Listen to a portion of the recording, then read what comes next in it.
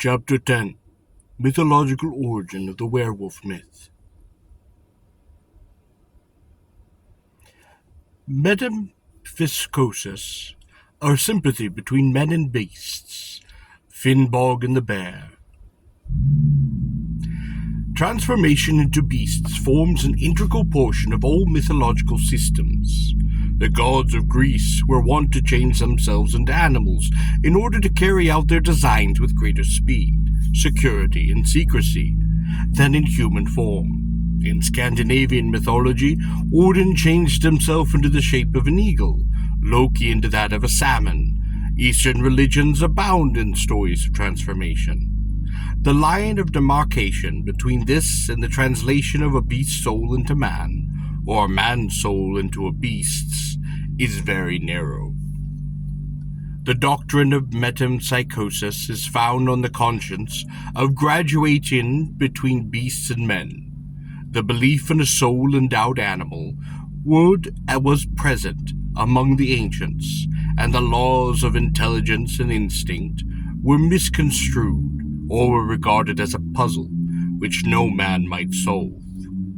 The human soul with its consciousness seemed to be something already perfected in a pre-existing state, and in the myth of metempsychosis we trace the yearnings and gropings of the soul after the source, whence its own consciousness was derived, counting its dreams and hallucinations as gleams of memory, according acts which had taken place in a former state of existence.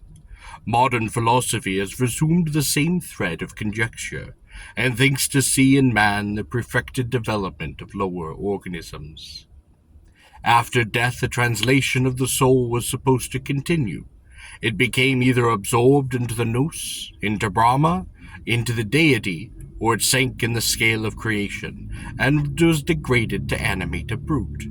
Thus the doctrine of metempsychosis was emphatically one of rewards and punishments for the condition of the soul after death, depending on its training during life. A savage and bloodthirsty man was exiled, as in the case of Lycona, into the body of a wild beast. The soul of a timorous man entered a hare, and drunkards or gluttons became swine. The intelligence which was manifested in the beasts bore such a close resemblance to that of man, in the childhood and youth of the world, that is not to be wondered at, if our forefathers failed to detect the line of demarcation between instinct and reason, and failing to distinguish this, they naturally fell into the belief of metempsychosis. It was not merely a fancied external resemblance between beast and man. It was the perception of skill, pursuits, desires, sufferings, and griefs like his own.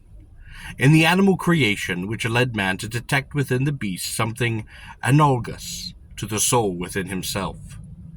And thus, notwithstanding the points of contrast existing between them, elicited in his mind so strong a sympathy that without a great stretch of imagination, he invested the beast with his own attributes, and with the full powers of his own understanding. He regarded it as actuated by the same motives, as subject to the same laws of honor, as moved by the same prejudices, and the higher the beast was in the scale, the more he regarded it as an equal. A singular illustration of this will be found in the Finnboga saga. Now we must relate about Finnbog. Afterward in the evening, when men slept, he rose, took his weapons, and went forth, following the tracks which led to a dairy farm. As was his wont, he stepped out briskly along the spoor till he came to the dairy. There he found the bear lying down, and he had slain the sheep, and he was lying in them, lapping their blood. Then said Finnbog, "Stand up, Brain, make ready against me. That becomes you more than crouching over these sheep's carcasses." The bear sat up, looked at him, and lay down again, and Finnbog said, "If you think that I am too fully armed to match with you, I will do this." And he took off his helmet, and laid aside his shield, and he said, "Stand up now if you dare." The bear sat up, shook his head, and cast himself down again, and Finnbog exclaimed, "I see, you want us both to be boon alike." So he flung aside his sword and said, "Be it as you will. Now stand up if you have the heart that I believe you have. rather than one such as was possessed by these red sheep. Then Bruin stood up and prepared to fight. The following story, taken from the mouth of an Osage Indian by G.A. Jones and published in his Tradition of the North American Indians, shows how thoroughly the savage mind misses the line of demarcation between instinct and reason, and how the man of the woods looks upon beasts as standing on an equality with himself. An Osage warrior is in search of a wife. He admires the tidy and shrewd habits of the beaver. He accordingly goes to a beaver hut to obtain one of that race for a bride. In one corner of the room sat a beaver woman, combing the heads of some little beavers, whose ears she boxed very soundly when they would not lie still. The warrior, i.e. the beaver chief, whispered that Osage, that she was his second wife, and was very apt to be cross when there was work to be done, which prevented her from going to see her neighbors. Those whose heads she was combing were her children, he said, and she who had made them rub their noses against each other and be friends was his eldest daughter. Then calling aloud, "Wife," said he, "what have you to eat?" "The stranger is undoubtedly hungry. See, he is pale, his eye has no fire, and his step is like that of a moose." Without replying to him, for it was a sulky day with her, she called aloud, and a dirty-looking beaver entered. "Go," said she, "and fetch the stranger something to eat." With that the beaver girl passed through a small door into another room, from which she soon returned, bringing some large pieces of willow bark, which she laid at the feet of the warrior and his guest. While the warrior beaver was chewing the willow, and Osage was pretending to do so, they fell to talking over many matters, particularly the wars of the beavers with the otters, and their frequent victories over them. He told our father by what means the beavers felled large trees, and moved them to the places where they were wishing to make dams, how they raised to an erect position the poles for their lodges, and how they plastered them so as to keep out rain.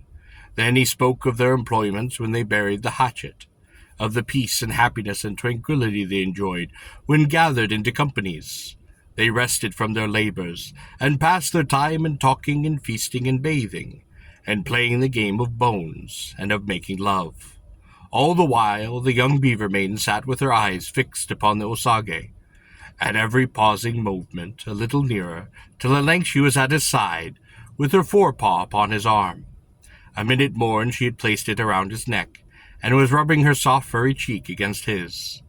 Our ancestor on his part betrayed no disinclination to retrieve her caresses, but returned them with equal ardor, and the old beaver, seeing what was going on, turned his back upon them, and suffered them to be as kind to each other as they pleased. At last, turning quickly around, while the maiden suspected what was coming, and pretending to be abashed, ran behind her mother, he said, "To end this foolery, what say you to marrying my daughter? She is well brought up, and is the most industrious girl in the village.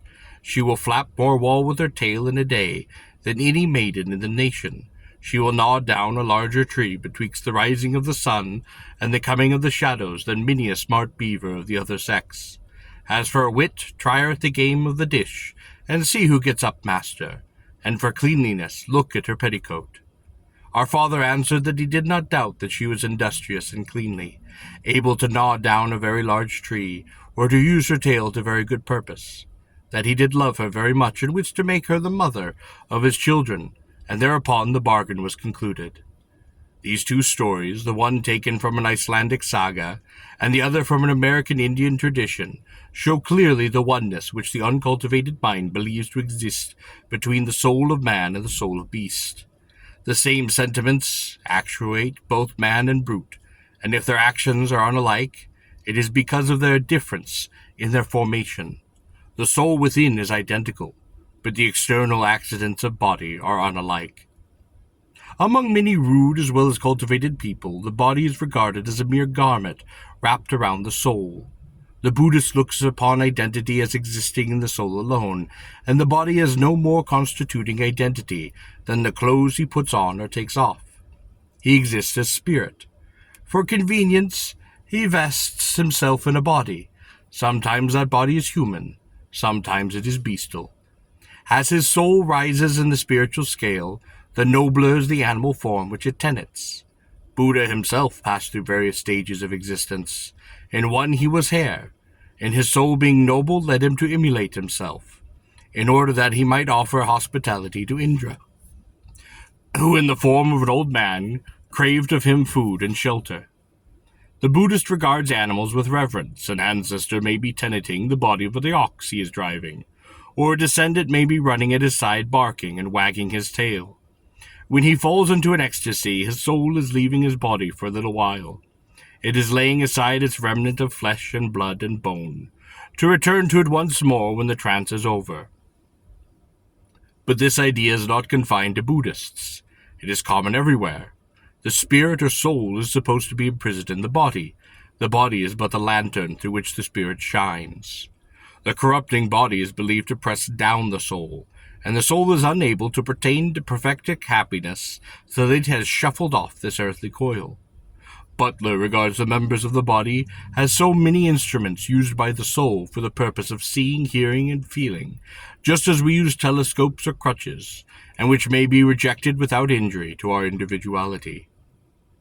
The late Mr. J. Holloway of the Bank of England, brother to the engraver of that name, elated of himself that being one night in bed, and unable to sleep, he had fixed his eyes and thoughts with uncommon intensity upon a beautiful star that was shining in at the window, when he suddenly found his spirit released from his body, soaring into space, but instantly seized with anxiety for the anguish of his wife. If she discovered his body apparently dead beside her, he returned, and re-entered it with difficulty. He described the returning as a returning form light into darkness, and that whilst the spirit was free he was alternately in the light or the dark, accordingly as his thoughts were with his wife or with the star.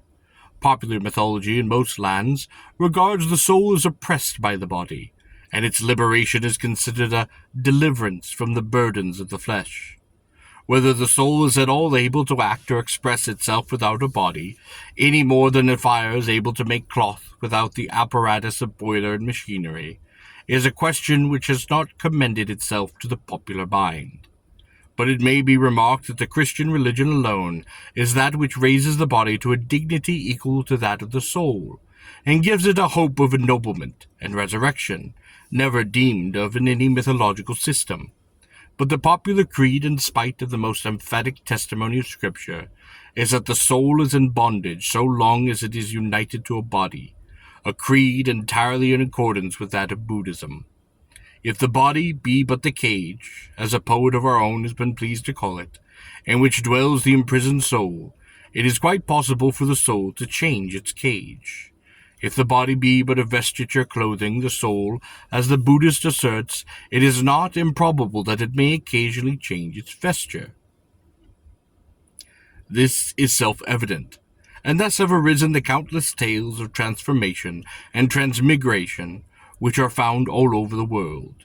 That the same view of the body as a mere clothing of the soul was taken by our Teutonic and Scandinavian ancestors is evident even from the etymology of the words lignum, lakam, used to express the soulless body. I have already spoken of the Norse word hammer, which I wish now to make some further remarks upon it.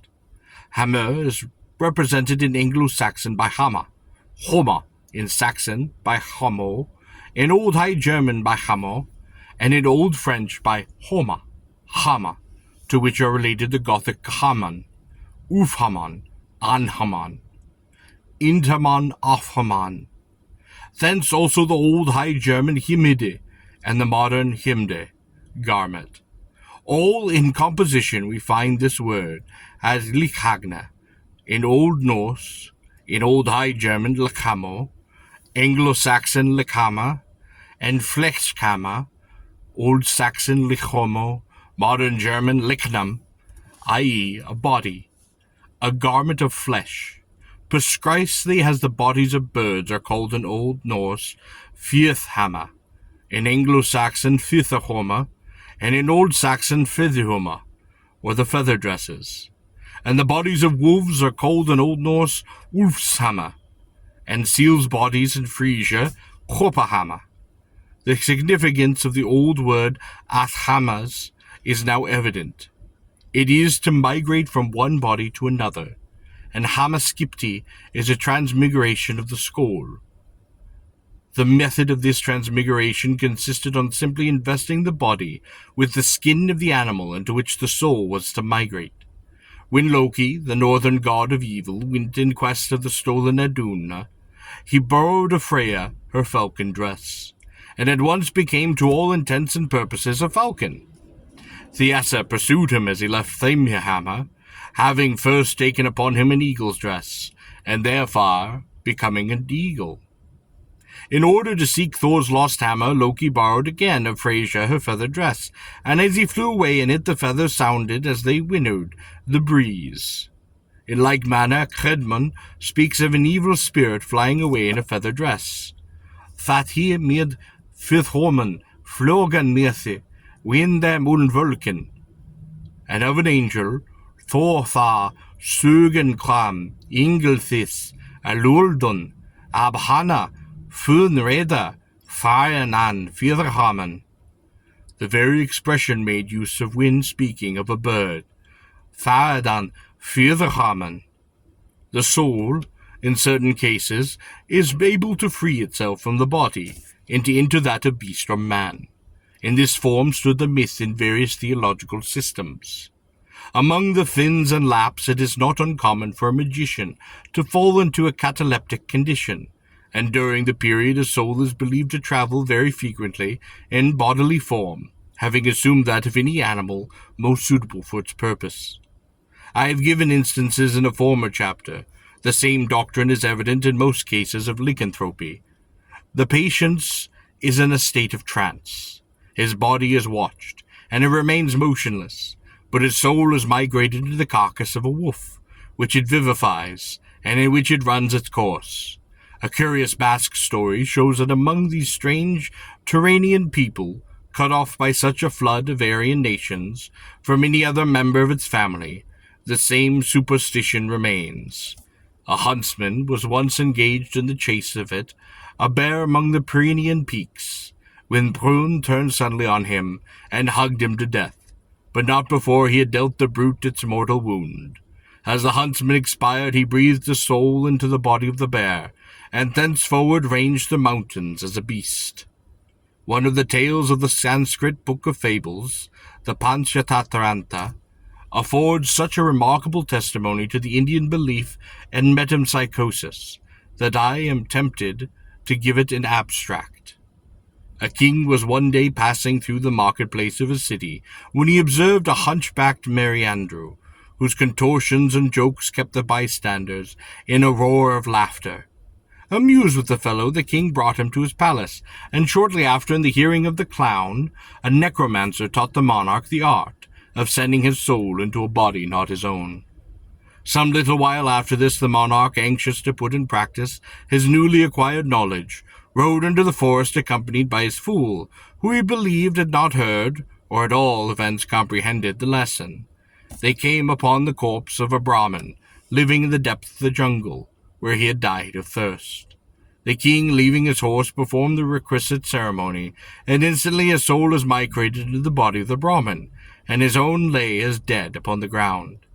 At the same moment, however, the hunchback deserted his body, and possessed himself that which should have been the king's, and shouting farewell to the dismayed monarch, he rode back to the palace, where he was received with royal honors. It was not long before the queen and one of the ministers discovered that a screw was somewhere loose, and when the quondam king, but now Brahmin, arrived and told his tale, a plot was laid for the recovery of his body. The queen asked her false husband whether it were possible to make her parrot talk, and he, in a moment of weakness, promised to make it speak. He laid his body aside and sent his soul into the parrot, and immediately the true king jumped out of his Brahmin body and resumed that which was legitimately his own, and when proceeded with the queen to wring the neck of the parrot. But besides the doctrine of metempsychosis, which proved such a fertile mother of fable, there was another article of popular mythology which gave rise to stories of transformation.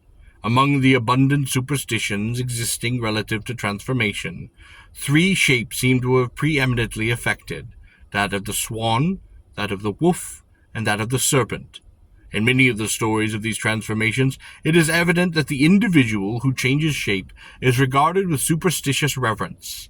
as a being of a higher order, of some divine nature.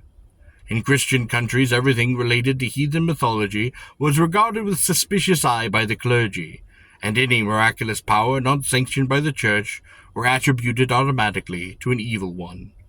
The heathen gods all became devils, and the marvels related of them were supposed to be affected by diabolical agency. A case of transformation which had shown the power of an ancient god was in Christian times considered an instance of witchcraft. Thus stories of transformation fell into bad odor, and those who changed shapes were no longer regarded as heavenly beings, commanding reverence, but as miserable witches deserving the stake. In the infancy of the world, when natural phenomena were ill understood, expressions which to us are poetical were of a real significance. When we speak of thunder rolling, we use an expression which conveys no further idea than a certain likeness observed between the detonations and the rolling of a vehicle. But to the uninstructed mind it was more. The primeval savage knew not what caused thunder, and tracing the resemblance between it and the sound of wheels, he at once concluded that the chariot of the gods was going abroad, or that the celestial spirits were enjoying a game of bowls. We speak of fleecy clouds because they appear to us soft and light as wool, but the first men tracing the same resemblance believed the light vapors to be flocks of heavenly sheep. Or we say that the clouds are flying. The savage used the same expression as he looked up at the mackerel sky and saw in it flights of swans coursing over a heavenly lake. Once more we creep nearer to the winter fire, shivering at the wind which we remark as howling around the house. And yet we do not suppose that the wind has a voice. The wild primeval man thought that it had, and because dogs and wolves howl, and the wind howled, and because they had seen dogs and wolves, they concluded that the storm wind was a night hound, or a monstrous wolf, racing over country in the darkness of the winter, ravening for prey. Along with the rise of the system of explaining the operations of nature by analogous in the bestial world, another conclusion forced itself on the untaught mind. The flocks which strayed in heaven were no earthly sheep, but were the property of spiritual beings, and were themselves perhaps spiritual. Maybe the swans which flew aloft, far above the topmost peak of the Himalaya, were no ordinary swans, but were divine and heavenly. The wolf which howled so widely in the long winter night, the hounds whose bay sounded so dismally through shaking black forest, were no mundane wolves or hounds, but issued from the home of a divine hunter, and were themselves wondrous supernatural beings of a godlike race. And so the clouds having become swans, the swan clouds were next believed to be divine beings, Valkyries, Asparas, the like, seen by mortals in their feather dresses, but appearing among the gods as damsels. The storm wind, having been supposed to be a wolf, next was taken to a tempestuous god, who delighted to hunt upon earth in a lupine form. I have mentioned also the serpent shape, as being one very favorite in mythology. The ancient people saw the forked and withering lightning, and supposed it to be a heavenly fiery serpent, a serpent which had godlike powers, which was in fact a divine being, manifesting himself to mortals under that form. Among the North American Indians, the lightning is still regarded as a great serpent, and the thunder is supposed to be his hissing. "Ah," exclaimed a Magdeburg peasant to a German professor, during a thunderstorm, as a vivid fork gleamed shot to earth, "what a glorious snake was that!" And his resemblance did not escape the Greeks. According to Aristotle, are the lightnings. It is so difficult for us to unlearn all we know of the nature of meteorological phenomenon, so hard for us to look upon atmospheric changes as though we know nothing of the laws that govern them, that we are disposed to treat such explanations of popular myth as I have given above as fantastical and improbable. But among the ancients all solutions of nature problems were tentative, and it is only after the failure of every attempt made to explain these phenomena upon the supernatural grounds that we have been driven to the discovery of true interpretation. Yet among the vulgar a vast number of mythological remains, and is used still to explain atmospheric mysteries. The other day a Yorkshire girl, when asked why she was not afraid of thunder, replied because it was only her father's voice. What knew she of the rushing together of air to fill the vacuum caused by the transit of the electrical fluid? To hear the thunderclap was the utterance of the Almighty. Still in North Germany does the peasant say of thunder that the angels are playing skittles aloft, and of the snow that they are shaking up the feather beds in heaven. The myth of the dragon is one which admits, perhaps more than any other, of identification with a meteorological phenomenon, and presents to us well the phase of transition from theomorphos to anthropomorphos. The dragon of popular mythology is nothing else than the thunderstorm, rising upon the horizon, rushing with expanded, winnowing black pinions across the sky, darting out its forked and fiery tongue and belching fire. In the Slovakian legend, the dragon sleeps in a mountain cave through the winter months, but at the equinox burst forth in a moment. The heaven was darkened and became black as pitch, only illuminated by the fire which flashed from dragons' jaws and their eyes. The earth shuddered, the stones rattled down the mountain, into the glens. Right and left and right did the dragon thrash his tail, overthrowing pines and beeches, snapping them as rods. He evacuated such floods of waters that the mountain torrents were full, but after a while his power was exhausted. He lashed no more with his tail, ejected no more water, and spat no more fire. I think it is impossible not to see in this description a springtide thunderstorm, but to make it more evident that the untaught mind did regard such a storm as a dragon, I think the following quotation from John of Brompton's Chronicle will convince a skeptic.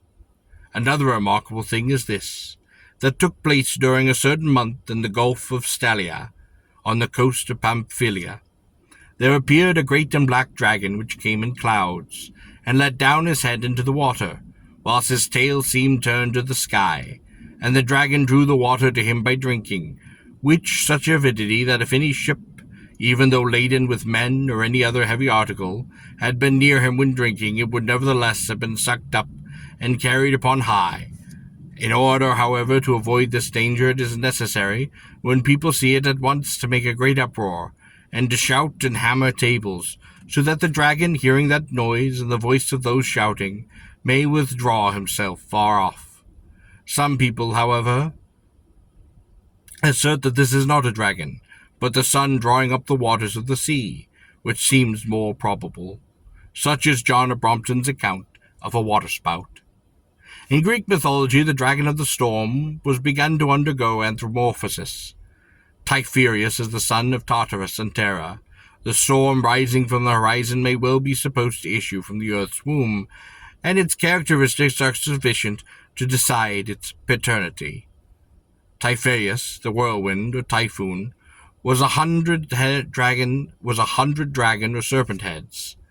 The long withering strive of vapor which ran before the hurricane cloud. He belches fire, that is lightning, issuing from the clouds, and his roaring is like the howling of the many wild dogs. Typhus ascends to heaven to make war upon the gods, who fly from him in various fantastical shapes, who cannot see in his ascertain the hurricane climbing up the veil to the sky, and in the flying gods the many fleeting fragments of white clouds, which are seen drifting across the heaven before the gales.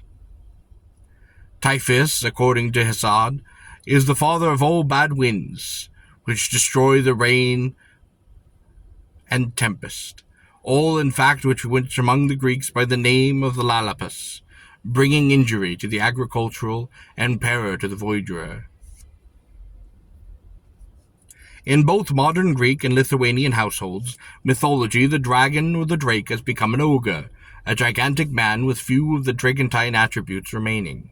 Von Hahn in his Grieche und Elbinske Marken tells many tales of drakes, and in all the old characters have been lost. The drake is simply a gigantic man with magical and superhuman powers. It is the same among the Lithuanian peasantry. A dragon walks upon two legs, talks and flirts with a lady, and marries her. He then retains his evil disposition, but has slowed off his scales and wings. Such is the change which has taken place upon the popular conception of the dragon, which is an impersonification of the thunderstorm. A similar change has taken place in the Swan Maiden and the werewolf myths. In ancient Indian Vedic mythology, the Apsaras were heavenly damsels who dwelt in the tether between earth and the sun. Their name, which signifies the shapeless, or those who go in the water, it is uncertain which is the correct abbreviation, is expressive of the white cuirass, constantly changing form, and apparently floating swan-like upon the blue heaven sea. These Asparas, according to the Vedic creed, were fond of changing their shapes, appearing generally as ducks or swans, occasionally as human beings. The souls of heroes were given to them for lovers and husbands, and one of the most graceful of the early Indian myths is the story of the Asparas. Urvashi. Urvashi loved Puruvas, and became his wife upon the condition that she was never to behold him in a state of nudity. They remained together for years till the heavenly companions of Urvashi determined to secure her return to them. They accordingly beguiled Puruvas into leaving his bed in the darkness of night, and then with a lightning flash they disclosed him, and in his nudity, to his wife, who was thereupon constrained to leave him. He pursued her, full of sorrow at his loss, and found her at length swimming in a large lotus pond in a swan's shape. That this story is not a more or mere invention, but rests upon some mythological explanation of natural phenomenon, I think more than probable, as it is found all over the world with a few variations. As every Aryan branch retains the story, or traces of it, there can be no doubt that the belief in the Swan Maidens, who swam in the heavenly sea, and who sometimes become the wives of those fortunate men who managed to steal from them their feather dresses, form an integral portion of the old mythological system of the Aryan family, before it was broken up into the Indian, Persian, Greek, Latin, Russian, Scandinavian, Teutonic, and the other races. But more is the same myth is found in tribes non-Aryan, and far removed from contact with Europe or Indian superstition, as, for instances, among the Samoyeds and American Indians. It is even possible that this story may be traditional of the first primeval stock of men. But it is time for me to leave the summer cirrus and return to the tempest-born rain cloud. It is represented in ancient Indian mythology by the Vritra, or Rakshas. At first the form of these demons was uncertain and obscure. Vritra was often used as an appellative for a cloud, and Kabhanda, an old name for a rain cloud. In later times became the name of a devil, a Vritra who enveloped the mountains with vapor. It is said the darkness stood retaining the water. The mountains lay in the belly of Vritra. By degrees Vritra stood out more prominently as a demon, and he is described as a devourer of gigantic proportions. In the same way Rakshas obtained corporeal form and individuality. He is a misshapen giant, like to a cloud, with a red beard and red hair, with pointed protruding teeth, ready to lacerate and devour the human flesh. His body is covered with a coarse bristle hair, his huge mouth is open, and he looks from side to side as he walks, lusting after the flesh and the blood of men, to satisfy his raging hunger, and quenching his consuming thirst. Towards nightfall his strength increases manifold, and can change his shape at will. He haunts the woods and roams, howling through the jungle. In short, he is to the Hindu what we were, what the wolf was to the European. A certain wood was haunted by a Rakshasa, and to one day came across a Brahmin, and with a broad reach upon his shoulders, and clung to them, exclaiming, "Ha! Go on with you!" And the Brahmin, quaking with fear, advanced with him. But when he observed that the feet of the Rakshasa were as delicate as the stamen of the lotus, he asked him, "How is it that you have such weak and slender feet?" And the Rakshasa replied, "I never walk, nor touch the earth with my feet. I have made a vow not to do so." Presently they came to a large pond. Then the Rakshasa bade the Brahmin wait upon the edge. Thus he bathed and prayed to the gods. But the Brahmin thought, as soon as these prayers and ablutions are over, he will tear me to pieces with his fangs and eat me. He has vowed not to walk. I will be off post-haste. So he walked away, and the Rakshasa dared not follow him, for fear of breaking his vow. There is a similar story in the Mahabharata, and in the Kathi Sirthi Saga, I have said sufficient to show that natural phenomenon gave rise to many mythological stories, and that these stories have gradually deteriorated and have been degraded into the vulgar superstitions. And I have shown that both the doctrine of metempsychosis and the mythological explanations of meteorological changes have given rise to abundant fable, and among others to the popular and widespread superstitions of lycanthropy. I shall now pass from myth to history, and shall give instances of bloodthirstiness, cruelty, and cannibalism.